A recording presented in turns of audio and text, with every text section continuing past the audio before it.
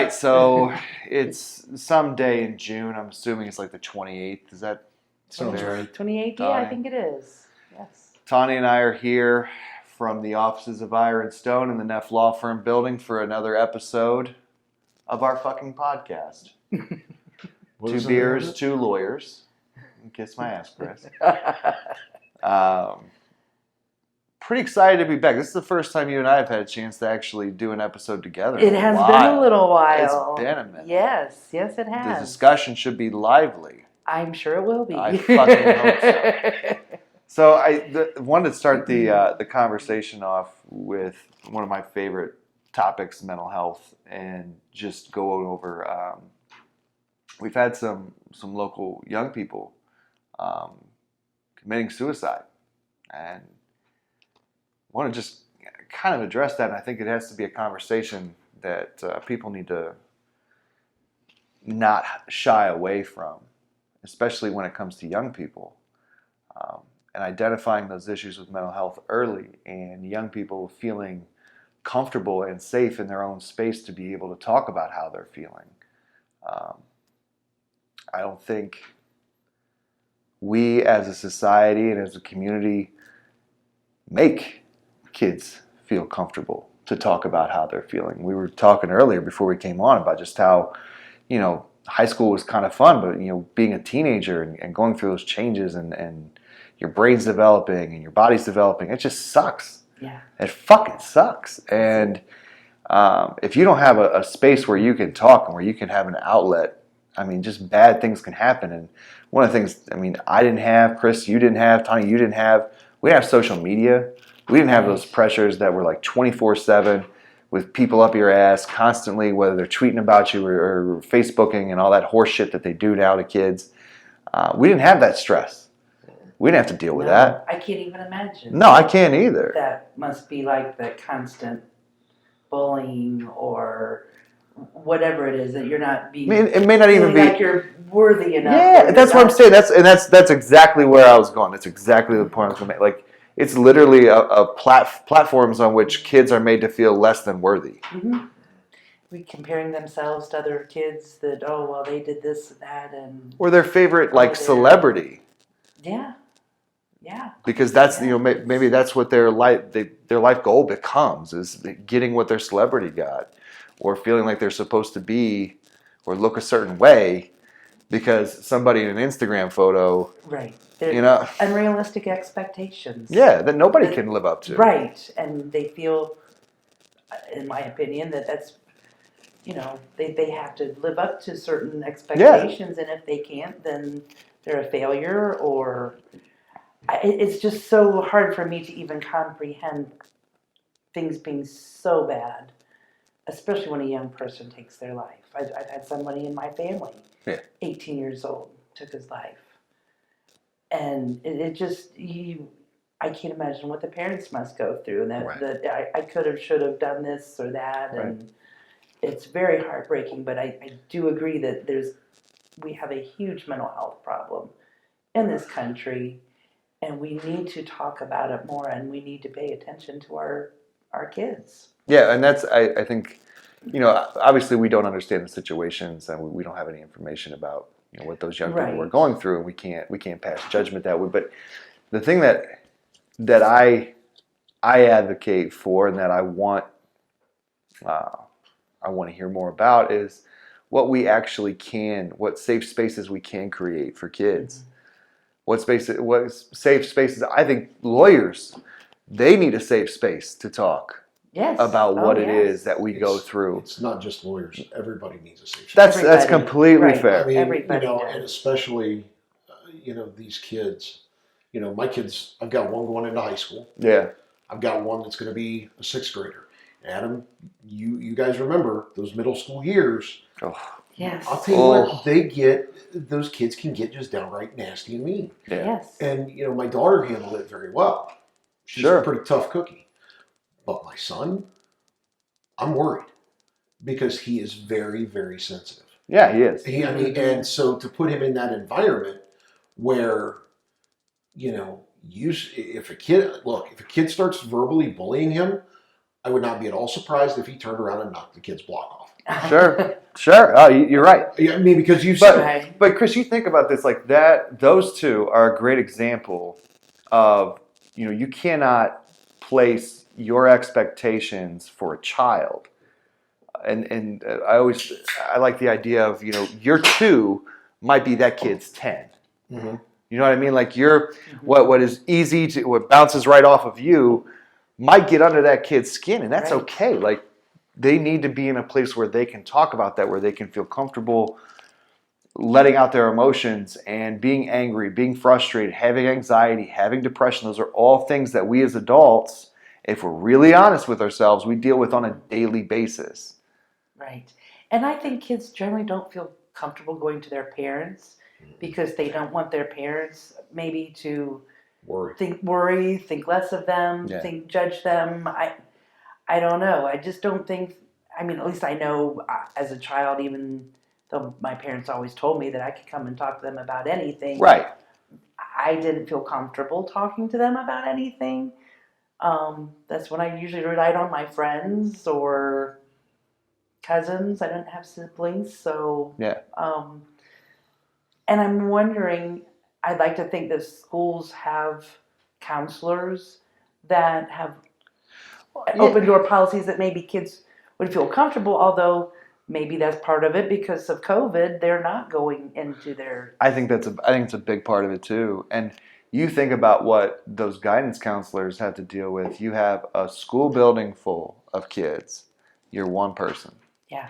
And you depending on the dynamic of that school district, you may have an overwhelmingly large amount of low socioeconomic kids coming through the door with problems that are just fucking outlandish that you can't fix. Right. That the best thing you can do is in the span of an 8-hour day, listen to as many as possible, and you're grateful that you got through that many, but how many did you miss? Right. And you're only one person. Well, maybe instead of, because a guidance counselor is also supposed to be helping students with their career choice, what to do after school. Do you go to college? Do you get a job? Do you go to some kind of a tech school? Maybe they need to have actual counselors on staff. Bucyrus did, at least when I was on the board. We actually hired out's not the right word, but we contracted with community counseling. Okay. And they would come in and work with kids on a pretty regular basis. I don't know that that's program's still going. I'd like to think it is. I would fucking hope it is. I would too. Unless they want to see a former board member show up at a meeting and right. raise some shit. Right. You also have they had the Signs of Suicide Prevention program. Yeah. At Bucyrus. Yeah, they did. Where they would survey the kids. Mm-hmm. And they would ask them questions. It was totally anonymous, right? But they would survey the kids to see where it was at. And then, if my memory serves me right, Adam, they would base a lot of the support that they gave to the schools around that signs of suicide. And so, is that even there still? Because I know when leadership changed hands, there was a massive shift in mentality. Right.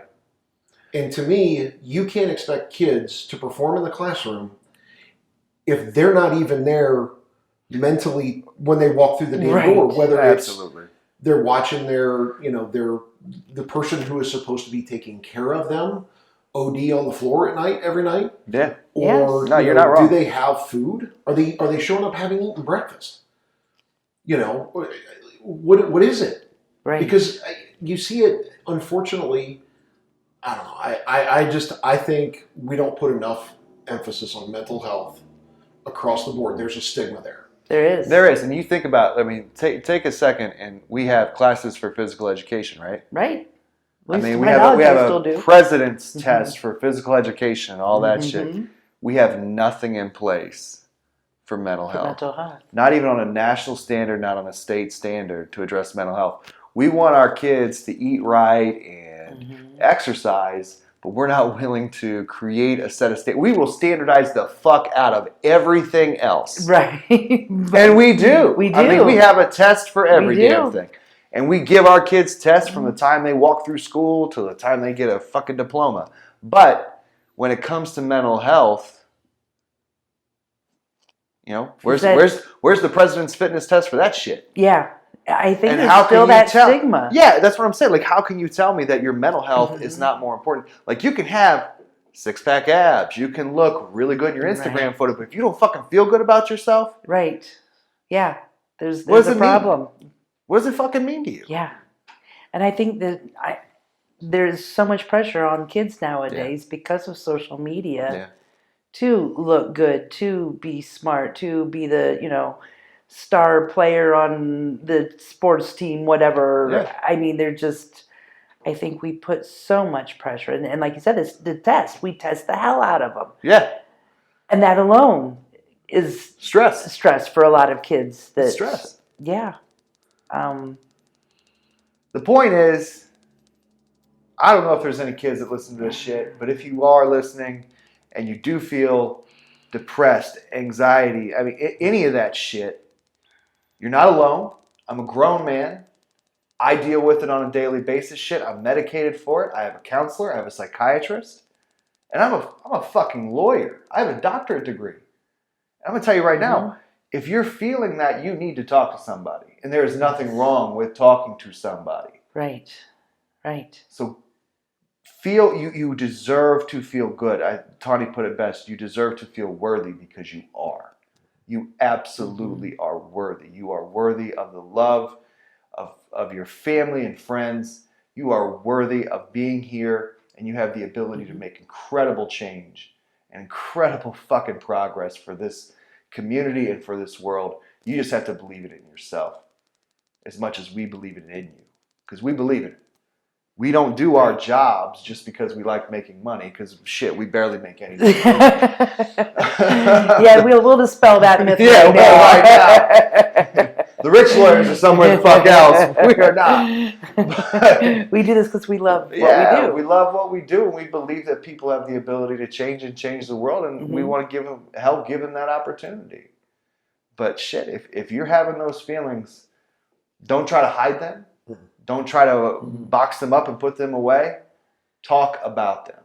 I come on this podcast as often as I can, and I will talk about my goddamn depression. I will talk about my fucking anxiety. I'm not ashamed of it. And neither should anybody else be. Shouldn't be. No. Not for a fucking second. No. Anyway, moving on. Moving on. Next. You're up, Tani. Oh, I'm up. Your topic.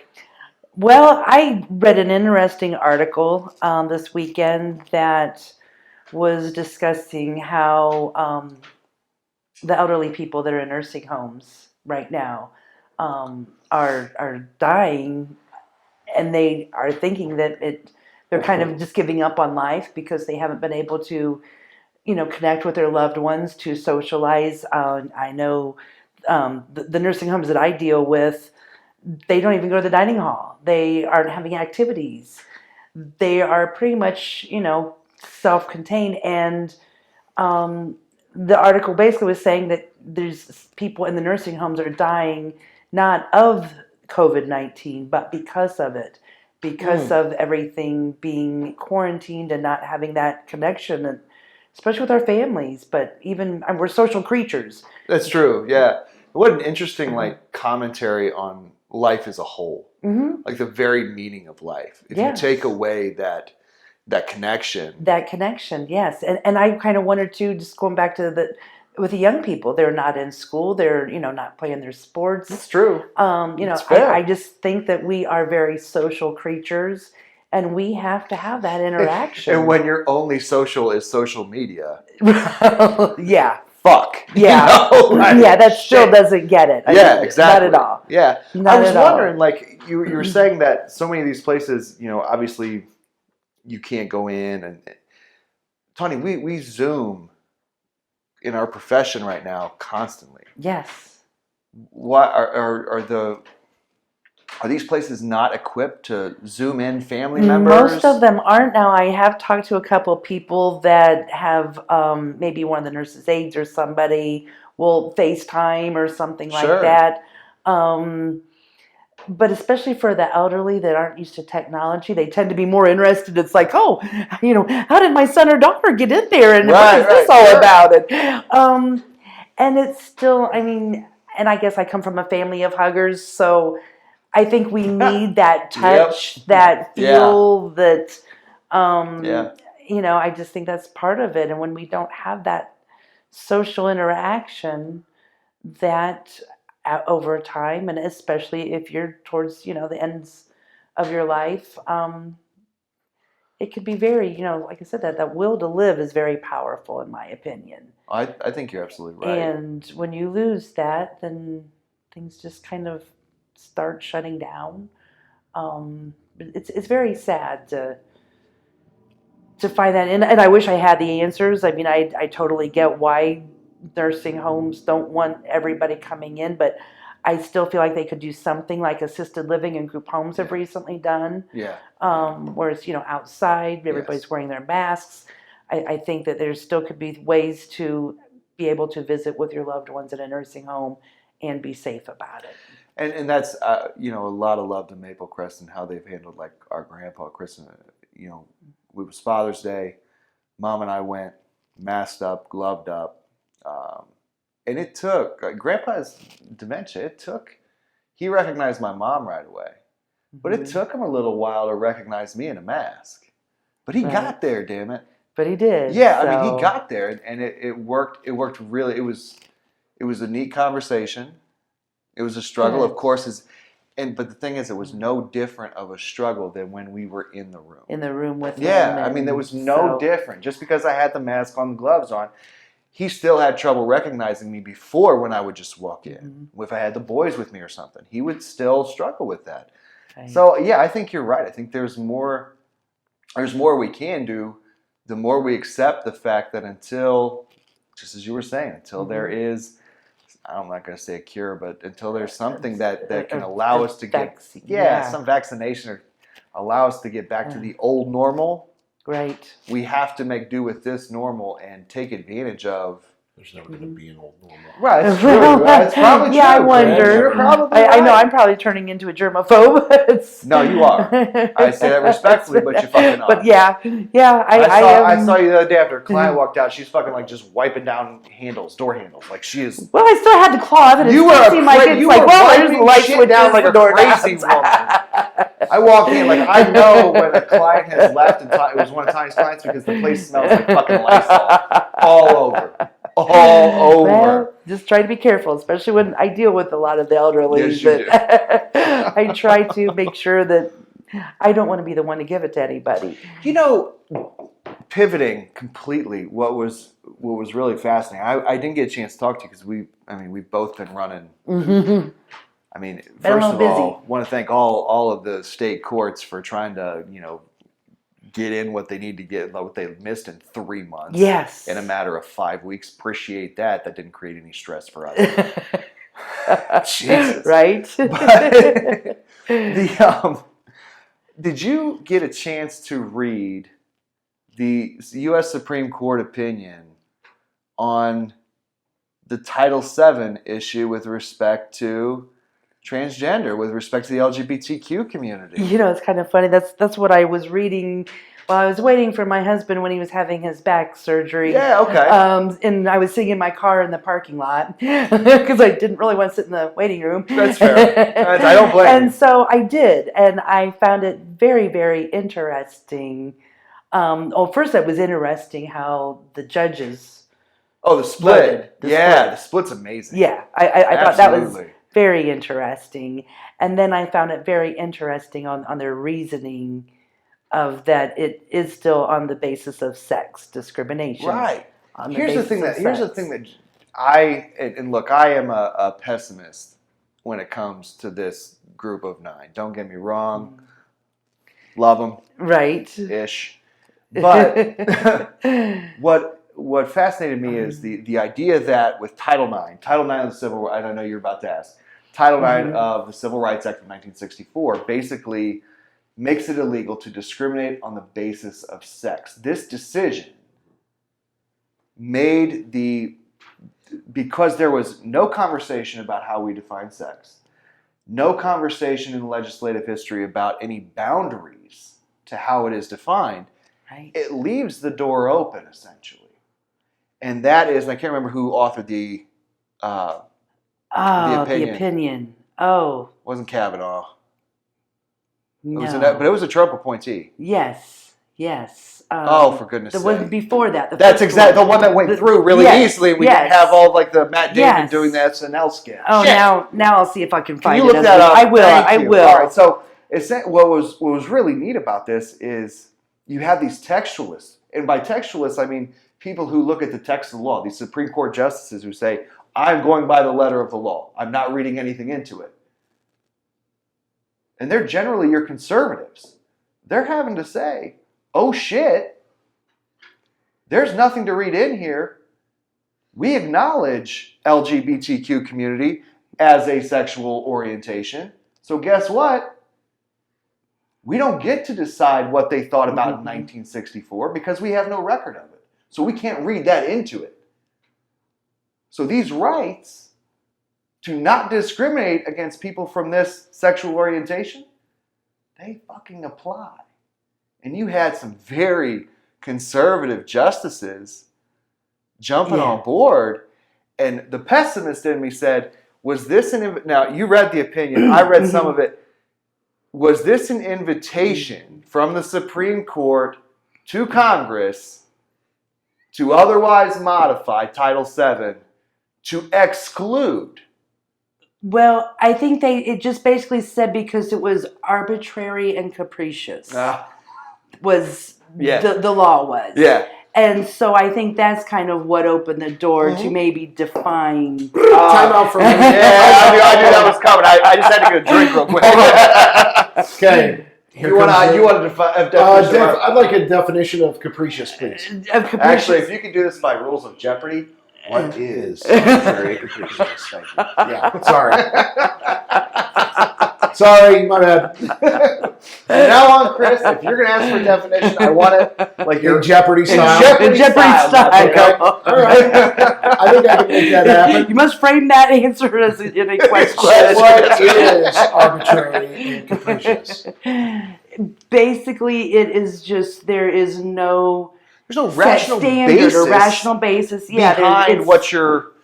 Just we're making this because we want to, because we can. It doesn't have any, like you said, a rationality meaning behind why they're making the distinction. Mm-hmm. Why they are, other than the fact that these folks happen to be from the LGBTQ community. That's why they're getting fired, and it goes back to the days where women couldn't have certain jobs, right?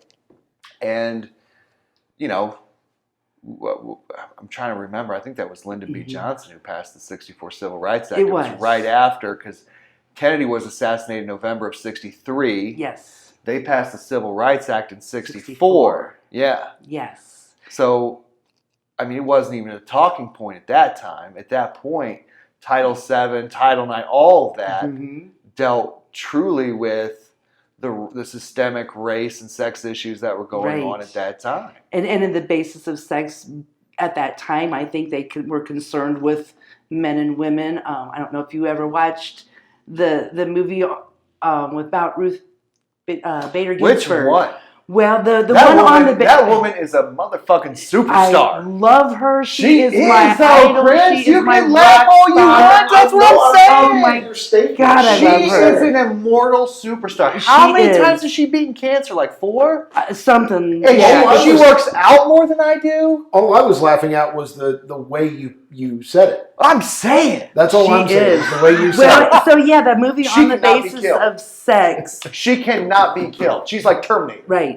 Well, it was amazing in that movie how not only was she going through law school, but her husband was. Right. He had cancer. Yeah. So she went to his classes and her own, took the notes for him so he would pass law school. And we're talking, it was Harvard, wasn't it? Or was she? Harvard. Yeah, she started Harvard, went to Columbia, and I think went back to Harvard.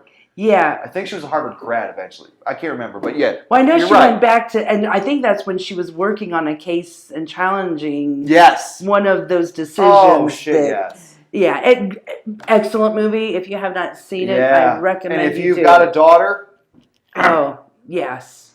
Yeah. Oh, you're talking to me. Okay. Yeah, motherfucker, I'm talking to you. Yeah. She needs to see that. Yes. Okay. It is amazing what that woman did and what she went through and you can Ezra's mom disagrees with Ruth Bader Ginsburg's politics. Okay, or her decisions, I should say, because I think she's apolitical, but that's just me. I'm a liberal. Because I agree with her. But you don't say. You're right, no shit. Really? But what's fascinating is like Ashley really, really respects the living shit out of Ruth Bader Ginsburg because she saw those films, like more than one, and has read a couple books, and just what she went through to be where she is, and now how she endures. I mean, truly, how she endures is just remarkable. It is. She is a remarkable woman. I mean, what a powerhouse. Yeah. I'm hoping that she lives many years. Look, if by any chance, or Justice Ginsburg, if by any chance you ever come across this and you need an organ of mine, I can't say my liver's going to hold up. If you need an organ of mine, call me. All right, just call the office, set an appointment. Yes, we'll come to you. And I'm not going to offer Tani's up, but I'm not going to say no either. Oh, absolutely no. Anything that I have worth having, drugging her and leaving her in a bathtub full of ice. Okay. Well, now that we've established that, moving on. I think you know how we feel about Ruth Bader Ginsburg. I don't know. I'm still a little, still some gray area there.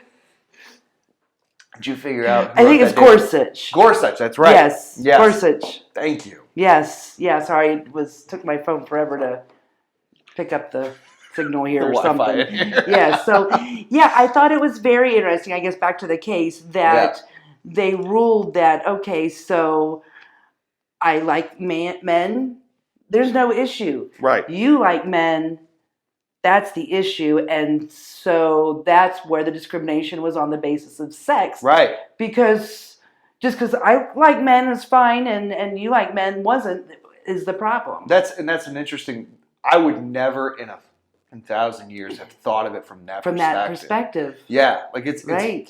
And I guess I see it pessimistically as an opening for the legislature to modify Title VII because they literally hinged and hung their hat on the fact that there was no definition for sex. And when you do that, to me, it sends out a message to Congress. And I was having a conversation with Mr. Neff about the same thing, Rob Neff, who, Neff Law Firm, that's the building we're in.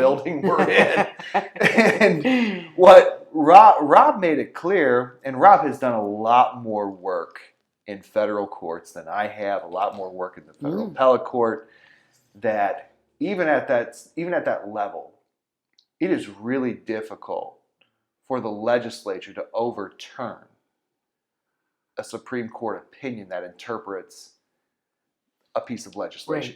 Right. I didn't realize that. Like, to me, it's like, they just sent a red flag to Congress. Here's what we need you to do if you want to make this right. But I think I was impressed. I was impressed with Gorsuch. I was too. I think a lot of people were very surprised at the decision of our Supreme Court, and it reinstills some faith that I do have in our justice system can still be impartial, whether it's conservative or liberal.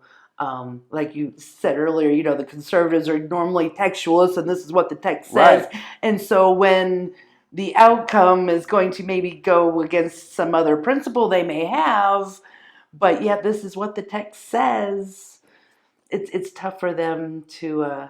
And see, then you get people like me who look at, inalienable rights, all men are created equal. There's some text there. What are we to do about that? Right. We have it. The U.S. Supreme Court hasn't overturned Plessy versus Ferguson. Chris, I'm going to answer that question in a second.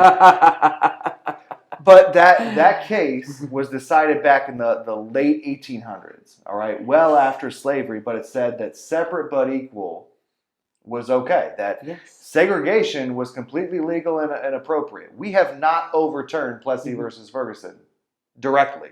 We have not overturned the Dred Scott decision. Oh, yeah, the horrible Dred Scott. Yeah. I mean, there are some really... It's I'm about to go back on my reparations rant from last week, but I won't do it. It's really tough for the Supreme Court to overturn precedent. So what I've learned stare decisis, I get it. We have Yes. to have expectation in the law, but when the expectation is racism, get the fuck out of here. Well, and I think that's where they just kind of expand and make the interpretation broader or narrower as needs to be, so that they don't. You're right. I don't know. It's just, and I think the Equal Rights Amendment did include, and I'm wanting to do some research, and I don't know, maybe you already know the answer to this. I doubt it. I had heard that it was the Republicans that decided to include women. Maybe I shouldn't even say the Republicans. One of the parties decided to include women. I'm pretty sure it was the Republicans, though, because they didn't figure that the bill would pass if they included women. You're talking about the 14th Amendment? Yes. Yeah. And so it was all about, the women were sort of a token, okay, well, we'll throw them in there, and that way it should get voted down. Suffrage was really beginning to pick up steam. Mm-hmm. And it really was an opportunity for the Republican Party, which was at that time was seen as the progressive party. Right. The party of Lincoln, the party of it was the anti-slavery party. Right.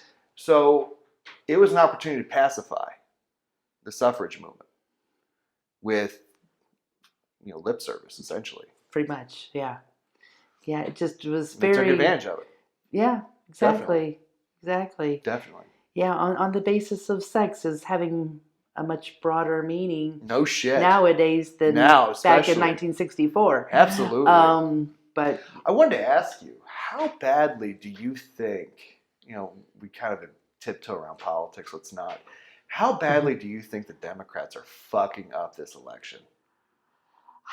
Come on. Very concerned about awful. Yeah, it is very frightening. I hope that they get their act together. I hope Biden chooses a very good vice president. Joe Biden is going to have to go Curious Case of Benjamin Button and somehow manage his ass to go back 20 years. Right. All right, before he could be a viable candidate. By the way, at this point, if we're going to talk politics, I'm just going to turn my microphone off. We're Chris. At this point, two good Democrats in the room will tell you this much: the Democrats have taken a shit on this election. Mm-hmm. They've taken a shit on this election. Yeah. You can't disagree with them. Well, no, I can't agree and I can't disagree with you because, quite frankly, I don't spend a lot of time watching reading those articles, watching the shows, the different news stations, the Fox, the MSNBC, the CNN.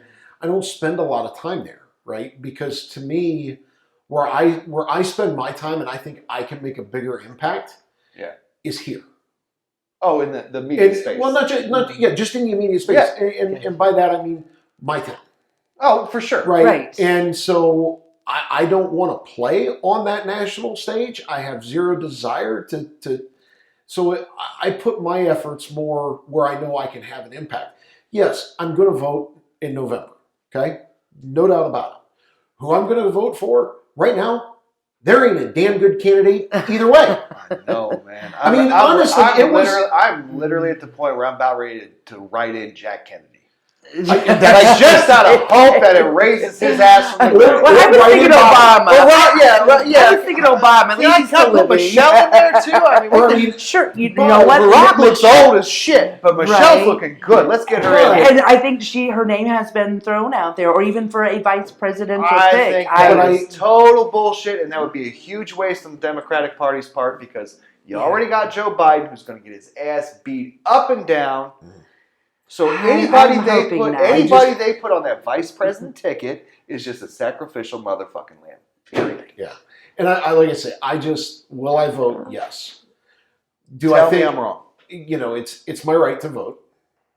Oh yeah. No, I want to hear her. I want to hear her opinion. I am going to say that you're wrong because I do think that, and I can't be the only one thinking this way. there's a very good chance Joe Biden's not going to live his term. So whoever he picks as vice president. Wow. He's really like president? Well, you know, I do think the vice president. Fucking outstanding. We didn't think about this though with John McCain. That's true. And when he picked Sarah Palin, I think she was his biggest downfall. Oh, for sure. Because I think so many people were concerned because of his age. He wasn't going to. I mean, you see, like Obama, how he aged in those 8 years. Well, and every president seems to age rapidly while they're in office. Fuck that job. And you're right. No. Even you're right though. Whoever the vice president is, and you bring up a really good concern. I think not just from the Democratic side of life, but just from the country's point of view, right? That if we have a sitting president that dies in office, you know, not in a way that Lincoln or Kennedy were killed in office, sure, but natural causes. Is the person that's going to roll into the seat, are they presidential? What? Plain and simple. That's what I want to know. Can they be presidential? And I think that we've got the same issue with Trump, though. You're right. Up there. Can that motherfucker be presidential? Answer. Pence? Do we want Pence? I mean, that's kind of how I would look at it. He's basically the Republicans' Joe Biden. Yeah. Motherfucker doesn't know his name half the time. Here's what I'm going to say. Right now in this country, on the federal level, I think we've got some really strong leadership, and I'm just speaking for Ohio. We've got some really strong leadership at the state level. I gotta agree where with you we 100%. we are lacking is at the federal level. And the reason I think you're seeing a lack of leadership at the federal level is, again, this is my personal opinion, it's a fucking mockery. Oh, for sure. It is a fucking mockery. Especially at the executive level. Well, I can't speak to the judicial, right? But at the legislative and executive level, it's nothing but nothing's getting done. Yeah, you're right. Nothing's getting done. You're right. No. And that's what that boils down to. I hate saying that shit. I know you don't like to admit when I'm right. I like you being right. Actually, you know, I think there are things getting done that we either don't know about or don't want to have happen. Listen, your optimism the is EPA pissing me stuff off. is it? No, I'm talking about like all the rollbacks of the regulations. True. I mean, the Small Business Association, how they funded that. Yes. They did a nice job during Corona. So, I can't be mad at them for that. But even then, pandemic aside, where the hell's the leadership at? Yeah, no, that's true. Our country is very divisive right now. Chris, you could be more right about that. So, you know, do I have both Democratic and Republican beliefs? Yes, I do. Right? I'm a fence sitter. I don't go strong left. I don't go strong right. And I'm there with you. I vote for the candidate that I think is going to do the best job and right now, aligns with mine. We don't have any. No. We don't have any, and that scares the absolute living shit out of me. That's fair. That's fair. I'm coming down off of my political. You make a good point, because I think what I see is, you know, I look at Cory Booker, I look at Senator Kamala Harris, and I think the talent is there. Talent and leadership are two totally different things. No, I was getting there. I think you have people who have the charisma, who have the ability to lead. I don't want charisma. Will you shut the for a second? What I'm saying is they have the ability to lead in that presidential manner that you were just talking about. They have the moral compass to lead in that presidential manner you're talking about. But we have a Democratic National Committee and you have Republican National Committees who literally just, I think President Obama probably scared the shit out of them. Like, holy shit, we actually have a black man in office. We better get back to old white people, old white men. That could very well be. I mean, we have to get back to old white men. Because you have some of the strongest Republicans, great candidates. Condoleezza Rice. I think she's a great candidate. A black female Republican. Put her ass up there. She's going to do a hell of a lot more for this country than Donald Trump ever did. See, and to me, I'm sorry. Right. Am I wrong? I do agree. I apologize for the opinion. What I'm apologizing for is the fact that we have the talent sitting out there, but they're the powers that be who even, you know, play the puppet master that we don't fucking see behind the scenes, aren't allowing our country to grow because of what?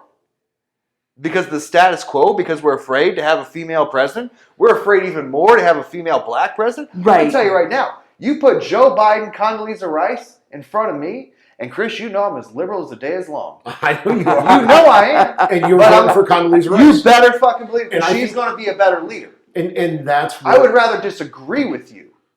Disagree with you and you be civil in how you... civil discourse. And just put our country back in a place of respect. Yes. Yeah, because right now we are neither respected nor are we feared. No, actually. No. We're a mockery. neither of those. We are right.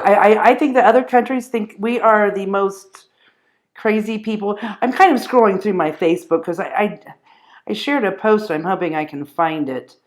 That someone I recently was kind of introduced. He's I believe a professor. Yeah. Originally from Sandusky, but lives in Philadelphia, I want to say. Good God, why would he move from Sandusky?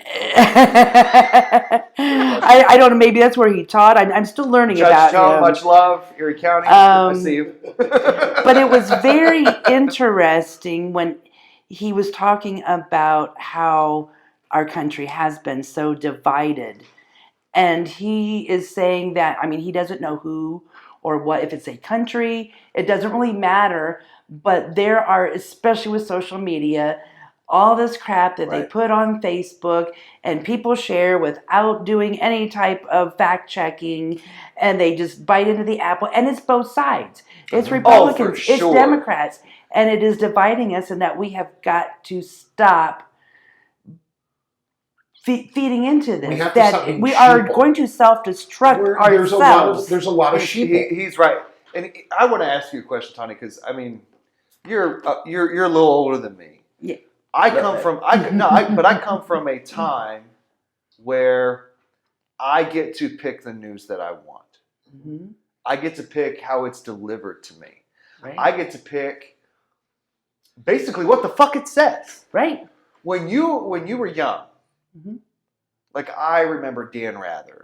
Those are the guys that Connie Chuck. Walter Cronkite. Yes, what I'm saying. And that's report the news, and that's it. Here's the facts, and then you all decide how you want to feel. But here's the thing: if it wasn't for Walter Cronkite, and this again goes back to I studied in college. I didn't actually live it, so I can't have a first person opinion.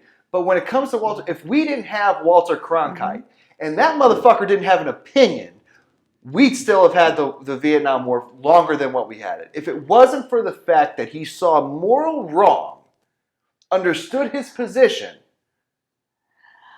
you had Dan Rather on the ground.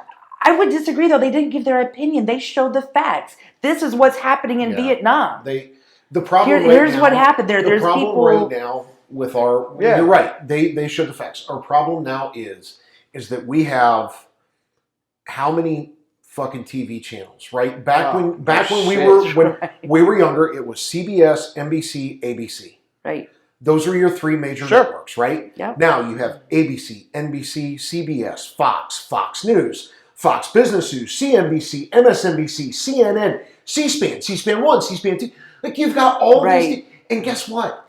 None of them are giving facts. They're all pontificating and giving their opinion. And I'm sorry, opinions are like assholes. Chuck said it the best. It's true. Everybody's got one, they all stink. All fucking stink. You couldn't be more right. And until and this is our problem. Oh, here it comes.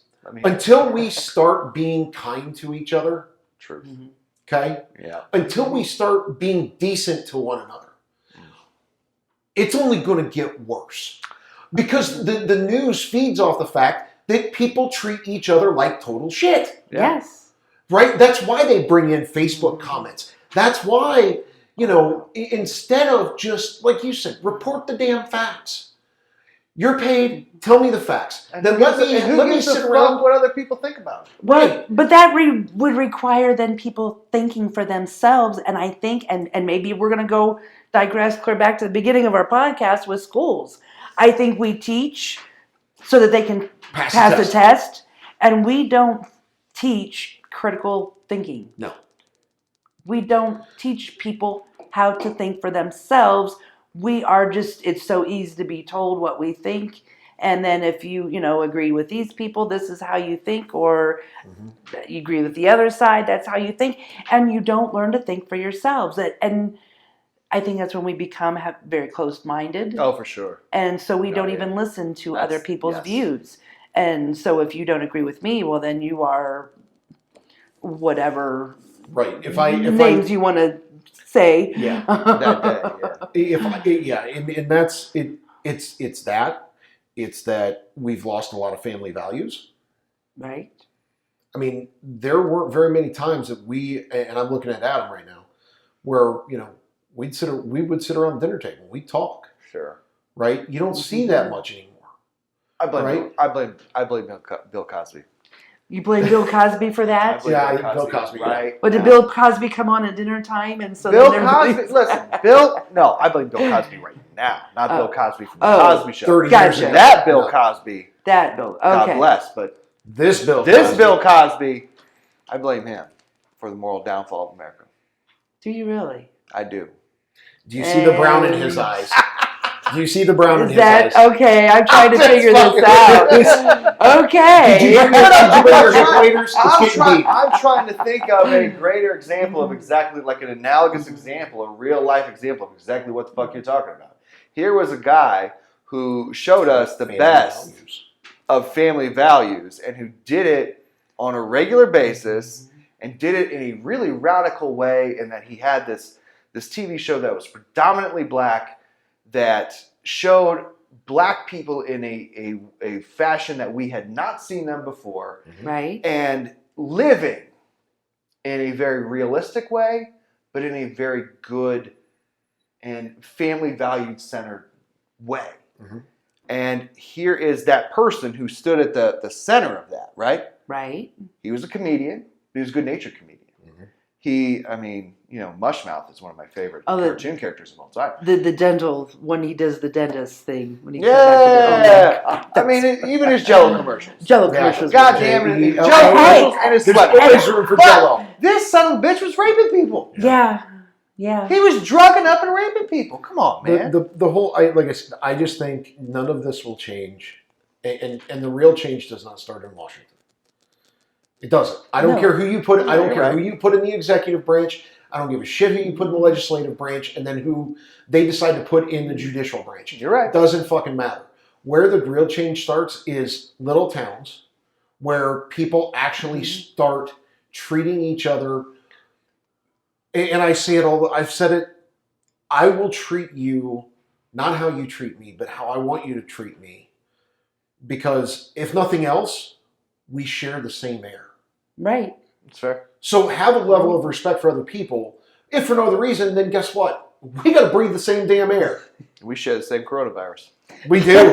It doesn't discriminate. No, it doesn't. We share the same damn And I think that's great, Chris, but I am so shocked, and I just see it on Facebook with some people that I guess I didn't know as well as I thought I did, how racist people really still are. Oh, God, it's... Even in our, there again, we're a predominantly white community.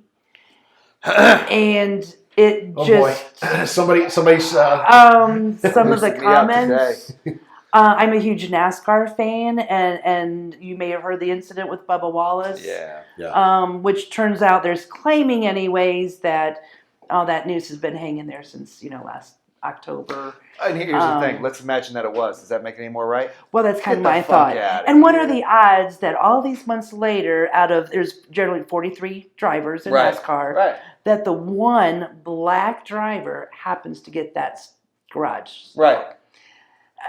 We don't. In our profession, we don't believe in coincidences. No, they don't fucking occur. I find it hard to believe. But then, so and in the beginning, before they had done their investigation and announced their conclusions, I thought it was great how the NASCAR drivers rallied around him. They pushed his car to the front, and for sure. It was just very emotional and touching. And I thought it was great. And I posted on Facebook, and I was shocked at how some of my friends had posted things on there that I had to delete some of the comments because I could not believe that they would post that. It's like, I don't want that on my Facebook page. You're there to celebrate something. And it just really disappointed me how many people I thought that I knew are that much of a racist. But it just...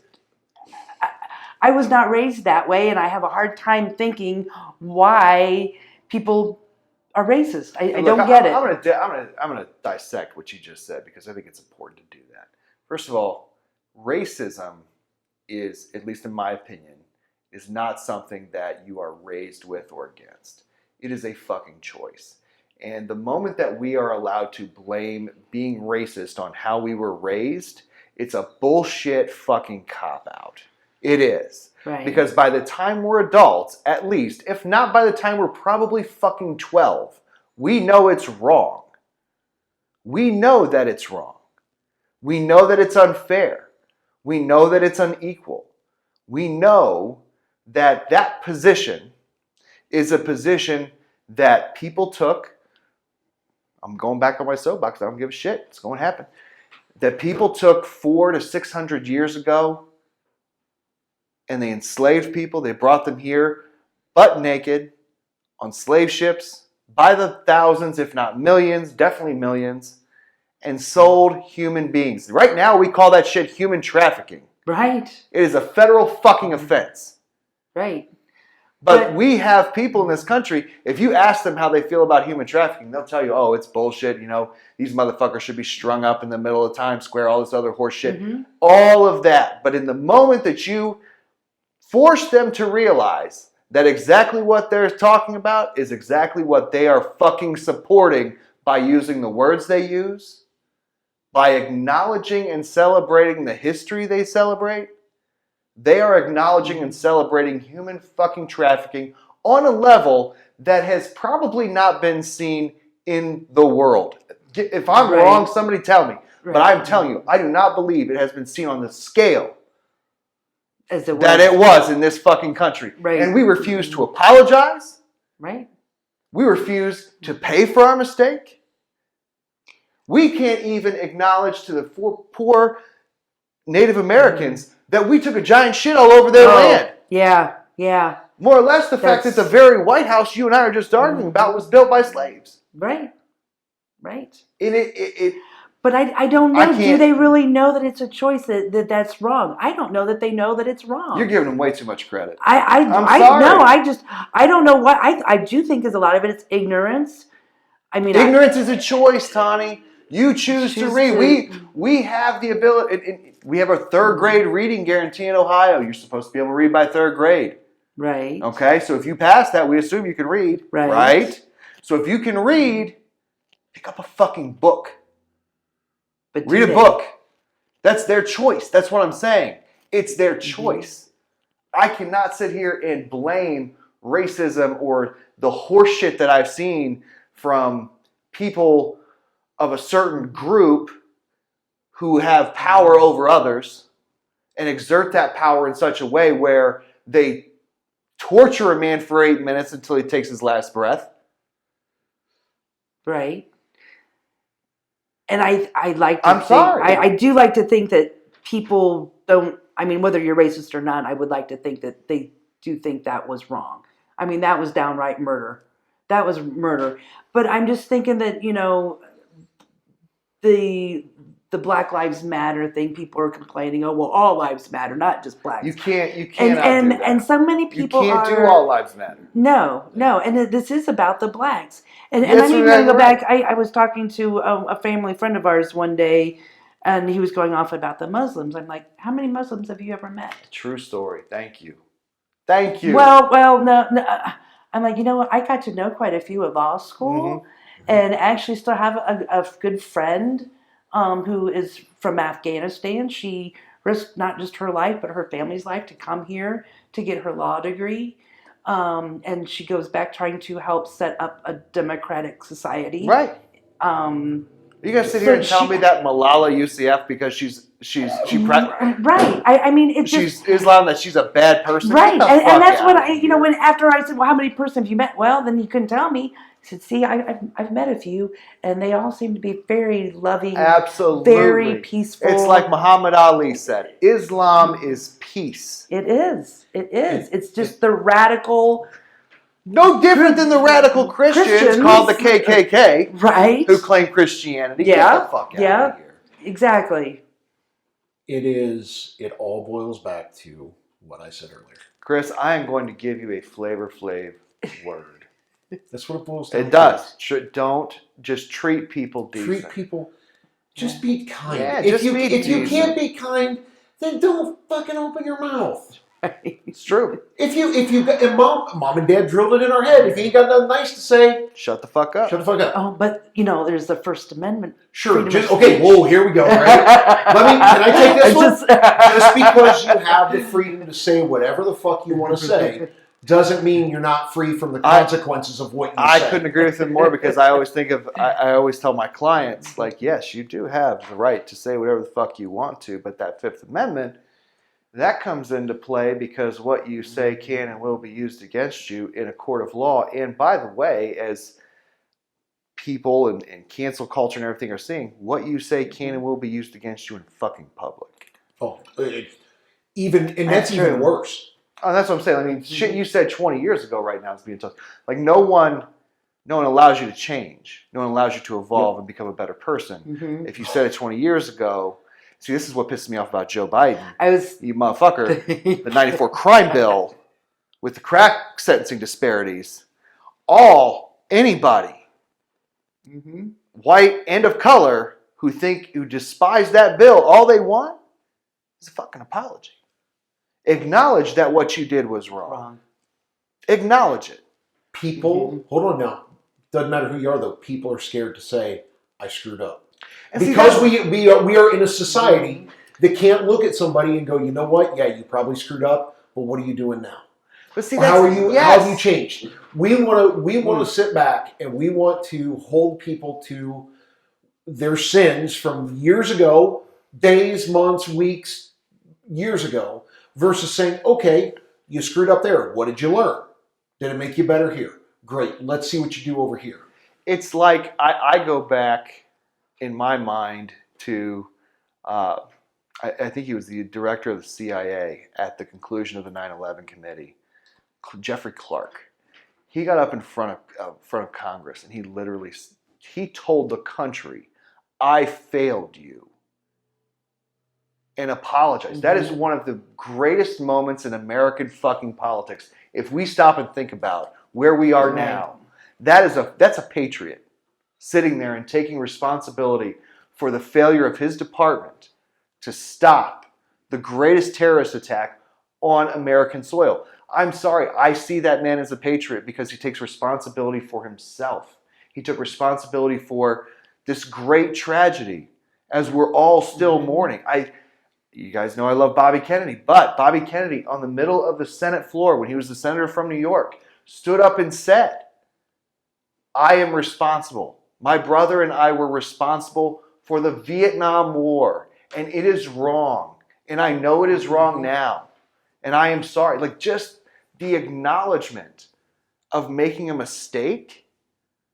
And Christ on sale, I've had to acknowledge plenty. But the acknowledgement of it is. You're right, Chris, we all have. We all have. But the acknowledgement of making a mistake and then saying that this is what's right, this is what should have been done, or this is what I'm going to do. That, I think, is the mark of a fucking adult. Because right now, we just have a bunch of children running around making excuses.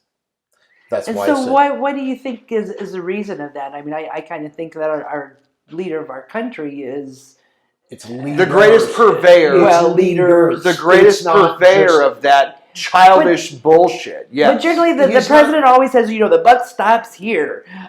Which president said that? The buck stops here. I can't remember. It was before my time. Was it Roosevelt? I think it was. I want to say Roosevelt. It had to be Teddy. Yeah. I that sounds like Teddy. Yeah. That sounds like Teddy. Yeah. But, so, I mean, somebody's got to take responsibility and take charge and take the blame when things go bad and take the glory when things go right. But the moment that you take the he moment never you takes take the glory. No, hold on. The mark of a true leader, to me, is the one that when shit gets ugly, he or she will stand up and go, it's on me. It's my fault. But by God, when you win, it's because of everybody else. It had nothing to do with me. So and when have we had that? Abraham Lincoln. Jack Kennedy, Bay of Pigs. Okay. When have we had that in our lifetime? Not in our lifetime, no. Well, I'll say this much. You just named off two of the greatest presidents in the history of the country. Jack and Abraham. Yeah. You We're almost to Martin and John. And almost to Martin and John. Love that song. It's a great tune. but that's the problem. And it's not just our leaders. It seems like everybody. Yeah. It's literally become a cultural phenomenon. Yeah. When we stop caring who gets the credit, it's amazing. And I screwed this up. It's amazing what you can achieve when we stop caring who gets the credit. Yeah. And I personally have dealt with that in the last week. Yeah. It's true. That somebody got pissed off at me because I took the idea and I started running, and that person wants all the fucking credit. I don't care who gets the credit. I just want to do the right damn thing. But it's a cultural thing, Chris, and it comes back to this idea that if I make a mistake, you're going to take what's mine. Right? Right. If I make a mistake, the Democrats or the Republicans, they're gonna take what's mine. And you think about the truly great statesmen that we've lost. John McCain was a great statesman. Yes. He truly was. John Lewis has stage 4 cancer. Great statesman. Phenomenal civil rights leader. Phenomenal fucking member of the House of Representatives. Elijah Cummings, God rest the dead. Phenomenal. Yes. We are losing a generation of true statesmen, and they are being replaced by children elected off of rhetoric that is no more than just hate-filled, divisive horseshit. So where do we find those leaders again that go back to? It's going to take a generation. It will take a generational shift. It will take the truly young people of this country to stop and say, I won't do this anymore. I won't be a part of this. And I think, and I'm going to bring this back around, I'm going to take it off a little topic because I think it does make a good point that you brought it back to mental health, and you think about what 2020 has been. Like for me, personally, Kobe Bryant died. Kobe Bryant was important to me because I followed his career. I loved him. He was at a camp of mine, and just in 15 minutes, the man changed the way I saw the world. And that's a remarkable human being. He didn't know me. I didn't know him. But in a 15-minute conversation, if you can change how I see the world and who I'm going to be, that's pretty remarkable. We see George Floyd. Yeah. How many other young black people have been killed by police just this year? Breonna Taylor? Yes. Come on, let me start naming them off left and right. We have seen, and then the coronavirus puts us in this box. And we have seen so much death, so much pain and suffering, and so little good. The good we have seen has been in people coming together and peacefully demonstrating. In spite of a pandemic, the good we have seen is not something that is palpable to us in this community even, right? Right. You see it in bigger cities. Yes. And sometimes those peaceful demonstrations get co-opted by people who are angry, justifiably so, quite frankly. I mean, I was driving through Cleveland. I told Chris this on our last episode. After they had protesters had tore up Ontario Street. And on the side of the courthouse, they had started spray painting the names of those young people who had been killed. And it was one of the most moving things I'd ever seen. And I love that courthouse. It's a beautiful landmark. But it deserved, because we failed. Yes. Because we failed. I thought it was a very interesting thing I saw there again on Facebook. I do see a lot. Yeah. But they were talking about all the qualifications that nurses have to go through, and their retraining and their college degree, and things that our law enforcement are not held even close to that standard that nurses do. Right. And maybe they should have a degree. Maybe they do need to have training every so often on sensitivity training, or I mean, there's just, and I think we're failing the law enforcement. They are in a very stressful job. Absolutely. They risk their lives every day for us, and I am very grateful But I think that there's something missing in their training that we need to address, Oh, so absolutely. that this does not continue to happen. That was something a civil rights attorney, when I used to do those claims, he told me very early on, 99% of your police officers are wonderfully good people, Yes. but they are woefully untrained. And most of your lawsuits, most of the things that you bring against law enforcement will not be because they're bad people. It will be because they lack the training necessary to make the right decision. That's it. I mean, I don't know if I'd want to go to work every day and knowing I'm putting my life on the line. That's, I mean, we don't I'm do with you. that, right? That's I'm so. with you. I think for whatever reason we need how to address it. There's not near enough black law enforcement. People. Well, Chris and I kind of addressed that in our last episode. Just the fact that, you know, in inner city communities, the young folks that I talked to when I worked with the NAACP and the Black Panther Party, being a police officer is being a snitch. Right. Yeah, I can see So why that. would you people from those neighborhoods who they need in the police force, because they understand what that young man's going through when he's walking home from school and feels the need to carry a gun? Because he's 12 years old, he's a blood. There are Crips down the street, and I literally had a case just like this not that long ago. And at 12 years old, he gets popped off in the leg. Jeez. If you don't understand that dynamic, don't try to act like you do. Right. And certainly don't judge it. No. Yes. Yeah. We have sure as hell no idea what it would be like to live. It's a war zone. Yeah. For these young people. And we were talking about the stress. Yes. You know? Add that on top. Right. Well, Chris, I think that's adequate for the night. Don't know how many problems we solved, but we certainly talked about a lot of shit, didn't we? We tend to not solve a lot of problems, but we do cover a lot of good topics. And I think a lot of good discussion comes out of it, and the feedback that I've gotten personally has been all very positive. That we're willing, I think, as a trio to be vulnerable. Mm-hmm. Yeah, absolutely. And not care, not really give a damn about what other people think of our opinion, because we own it. Yeah. Right. This is our intellectual property right here. There you go. It is.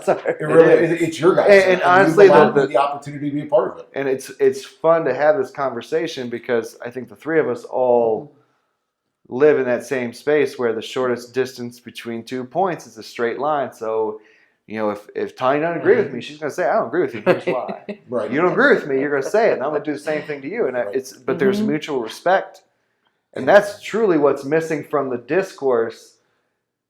Yes. And that's where we're going to stop, because I think we could probably come back and have a whole nother conversation. Oh yeah, wrapped around respect, the issue of respect. Yeah. Right. Oh. And the other next issue, week. Next week, and Tani, you brought it up too. Why are we having such an issue with getting the good leaders to go to the federal level? Yeah. And I think those things are probably intertwined for sure. It's not just the respect piece that's in there. It's that people in general are scared of other people's opinions. Yeah.